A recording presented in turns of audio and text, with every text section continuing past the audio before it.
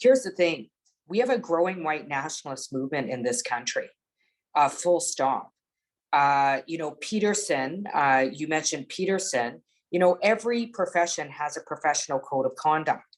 He breached that code of conduct. We now have a leader of the Conservative Party, a residential school denialist from 2008, apologizing for his own residential school denial, fraternizing with the Frontier Centre in Winnipeg last week, fundraising, in fact, with the Frontier Centre, one of the lead residential school denialists, homophobic, anti-LGBTQIA, saying the biggest struggle right now is for, struggling white males, fraternizing with them, all in the name of freedom of speech. He put out a tweet the other day, and I responded he said, when I'm Prime Minister, First Nations will keep more of the resources, revenues generated on their lands instead of sending it to gatekeepers in Ottawa, talking about this rhetoric of gatekeepers when Pierre Poilievre has consistently in every single parliament voted against the United Nations Declaration on the Rights of Indigenous People,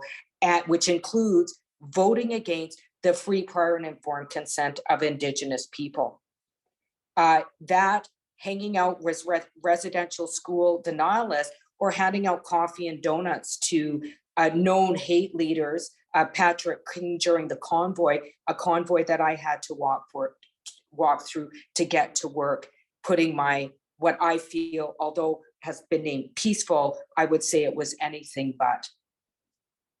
When you have leaders of mainstream political parties fraternizing with white nationalists, fraternizing with residential school deniers, fraternizing with leaders of convoy that were funded in large part by the alt-right wing in the United States, this is deeply troubling. And he is smooth.